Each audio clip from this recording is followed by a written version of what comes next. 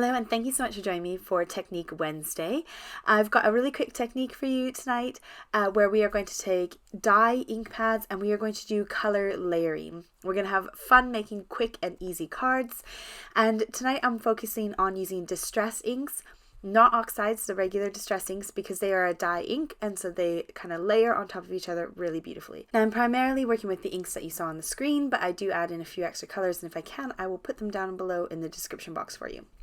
So I'm starting out with the rainbow order because that always goes really well. They always blend well into each other, and we are layering these colors. So you have to think about what colors are going to make like a brown color and what colors are going to make pretty new colors. So bear that in mind. Rainbow order is a great way to start out because you know that that's going to go fairly easily.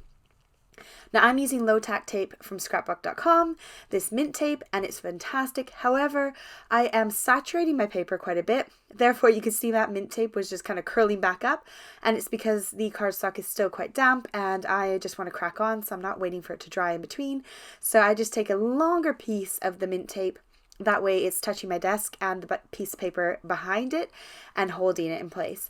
Now I've got a scrap bit of paper inside my card base because I want these to be one layer cards. So I'm not adding any extra elements to them. They're going to be beautifully flat. So this is a fantastic way to make one layer cards. Get loads of color on them and lots of character to them. So I'm just working my way through the rainbow order, and I'm using some sponge daubers. These are the rounded foam daubers from scrapbook.com. I will link everything I can down below in the description box for you if it is still available, and I apologize if it is not available, but anything that I use I will always try and put down there for you in case you want to look for it. Now with this one, I kind of didn't stretch my colors out very well. I got a lot of red at the top and then kind of ran out of colors towards the bottom, but I'm leaving that space blank because I will show you what I'm going to do with it at the end of the video.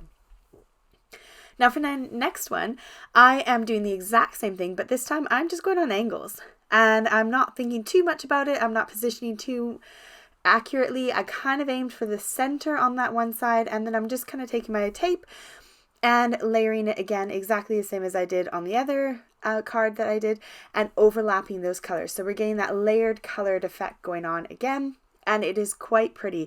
When it dries, it's really beautiful.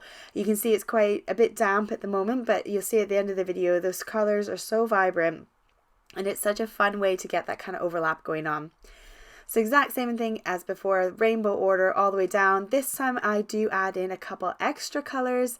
So I got another dark purple and a darker blue just to kind of make those colors stretch and not have so much white space. Now I do have that little corner to the left of white space, but that's where you can put an embellishment if you want to make a more layered card. Now I'm going to go in again, and this time I'm not using the tape. I'm going to just use a bit of cardstock, and I'm doing the same thing where I'm going to go around the card making those angles, but this time when I'm overlapping my colors, I'm doing it more like an ink blend. So I'm only lightly kind of going over that edge with my ink dauber or my ink blending tool, sorry, and kind of blending those colors in. So it gives you a different look. You're still getting that kind of layered look to it, but it's not as sharp and as crisp as using the two pieces of tape. So again, I've got this exact same colors as before, so that you can kind of see that comparison between the two. So here's the one I just did, kind of made a mess at the top because it's hard with those big fat daubers, but that's again where I could put a stamp or a sentiment. It's not the end of the world, or I could just trim it shorter. Here's another one I did off screen where I didn't get the rainbow order very well, but that's the two there side by side. I really like that kind of layered look with the tape that you get. Now I wanted to jazz these up a bit and keep them a one layer card, so I'm using this flash paste from Lisa Horton Crafts.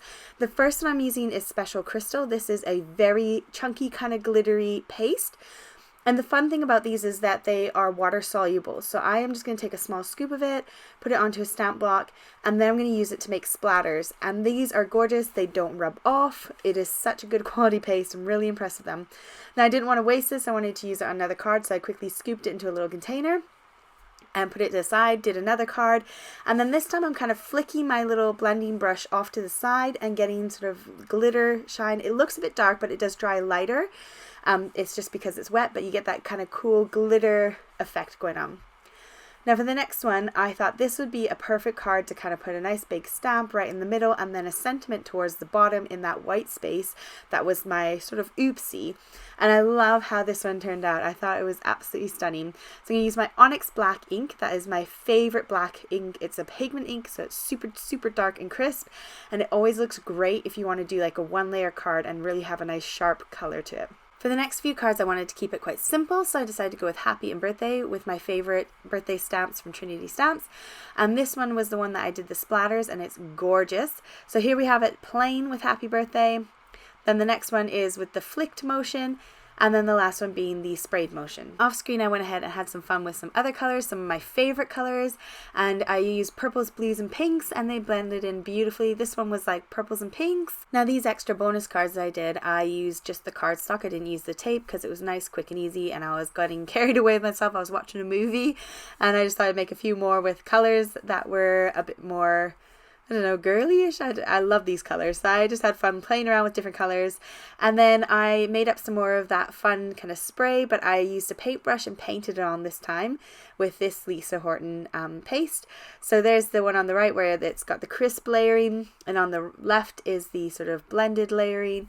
But I hope you enjoyed this one, and I hope you give it a go as well. It's nice and simple, and as long as you've got dye ink pads in your stash, you should be able to make it work as well. So thank you so much for joining me tonight, and I can't wait to see you again on Saturday night for some Saturday night crafting. Take care and have a fabulous week. Bye!